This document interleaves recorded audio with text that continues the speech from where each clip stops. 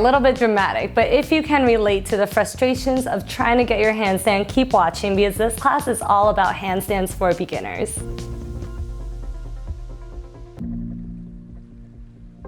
We hit 10K on Om Life Living on Instagram, you guys, so thank you so much for all of your support.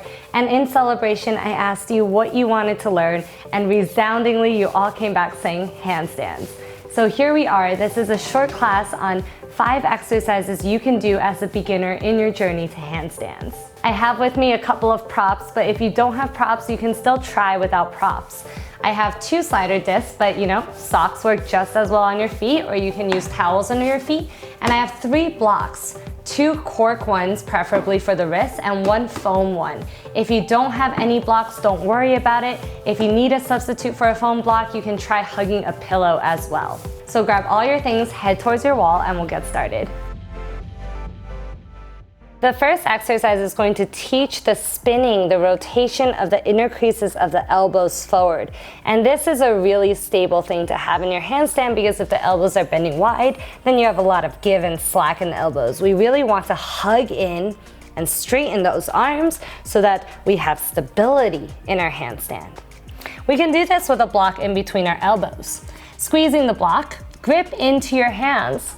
Squeeze the block and simply roll forward. Press the block forward and tapping it down. Squeezing the block the whole time. To up the intensity, we can also lift the knees from a plank and back down, all the while squeezing the block. And this is a really great exercise because if we lose that squeeze on the block falls. And it really helps us train the hug in. So you might do this for about 10 times. Rolling forward for 1, tapping it back, inhaling for 2, tapping it back, maybe even lifting your knees, plank, squeeze, tap it back, slowly inhale, tap it back, and maybe even for the last one, lifting it up and hovering. Block off the floor, squeeze the elbows, knees off the floor. And rest. Our second exercise is my all-time favorite, which I mean my least favorite, Lolasana presses. And this is made a lot easier on blocks. So I highly recommend having blocks for this, 2 blocks framing your legs. If you don't have blocks, try using dining chairs or low stools as substitutes. To start, beginners can simply sit on their heels, and the idea is that the blocks frame the front of our thighs. We lean forward, and then we round our upper back. We push into the block. See how my upper back domes? And then we'll use our core to drag our knees into our chest. Now in the beginning, it might look like this.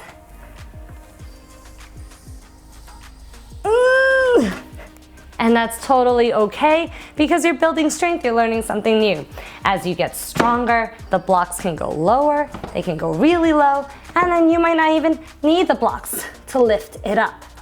This is a great core exercise, great to do during any commercial breaks that YouTube throws at you. So let's try it together for 5 times. Have the blocks in front enough so that you can lean your weight forward, and then straighten the arms, push. Dome your upper back, lift your knees into your chest, maybe heel squeeze the butt. 1, tap it down, lift up. 2, 3, 4. You can blow out the air for active exhale. 1 more, 5. Hold it up there, 5, 4, 3, 2, 1. Ooh, shake it out. So this is another favorite exercise of mine, and it's actually a lot harder than it's gonna look. We're going to come into a wall squat. You can place a foam block or the pillow behind your ribs or your shoulder blades. And what's really nice about this exercise is it can teach you to keep your rib cage closed while working on the mobility and flexibility of your shoulders to reach back while keeping your ribs closed. So coming into your wall squat with the block behind your rib cage or your pillow, press the back of your ribs into your cushion, your block, to feel squishing of the block and the pillow and that rib cage closure. Feel your core kick on. Then reach your arms up. Lift your shoulders up to your ears without flaring your ribs. Keep it closed. And then exhale, tap it back. Let's go 5. Return. Keep the ribs closed, tap for 4. Return. Tap 3. Return. 2. Return. Tap 1. And return. It's slow.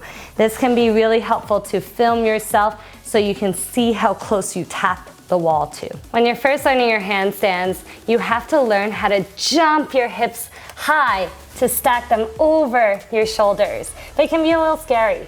So we can try this wall method. It's basically like taking frog jumps and landing your feet to the wall. And as you get stronger and more confident, you can jump your feet higher. You can walk your hands closer. So this starts to teach you how to stack your body in a handstand, which is important for finding balance. Hips over shoulders, shoulders over wrists. You can take about 10 jumps or so to practice. 1. Keep your gaze forward. 2. Look to your fingertips. 3, or even more forward. 4. 5. Maybe you'll walk even closer. 6. 7. 8. 9. And one more. 10. Oh, rest.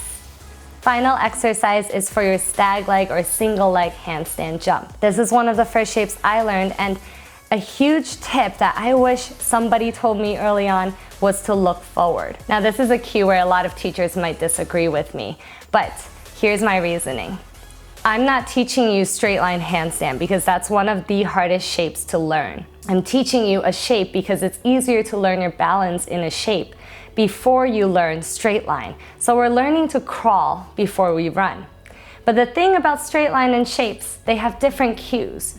If you're in a straight line handstand, then the gaze is between your wrists or your thumbs. But if you're doing a back bendy handstand, then the gaze is lifted. Since stag leg is in between the two, we want to lift the gaze somewhat. So here we go. Find the alignment of your hands, spider fingers, inner creases of the elbows spinning forward, and look forward. Solidify your base.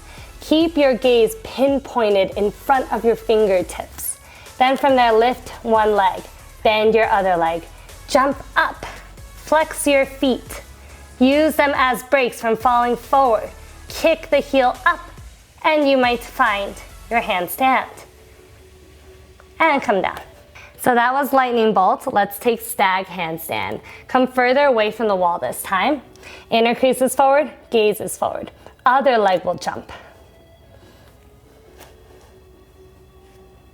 Bend the knee, look forward. The more forward you look, the more you might hold in your handstand. Because this is now sort of like a back bend shape. And you can come down. Rest.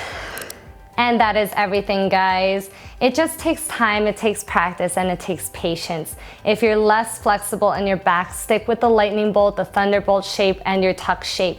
If you are a little bit more flexible in your back, you might find more success in your stag leg, almost back bendy shape. I hope you guys found those exercises helpful. If you want more explanations and exercises, definitely check out Anatomy of a Handstand and the exercises on omlifeliving.com as well as my app. Otherwise, if you have any questions, comments, or feedback, always feel free to leave it for me below. I will see you guys next time.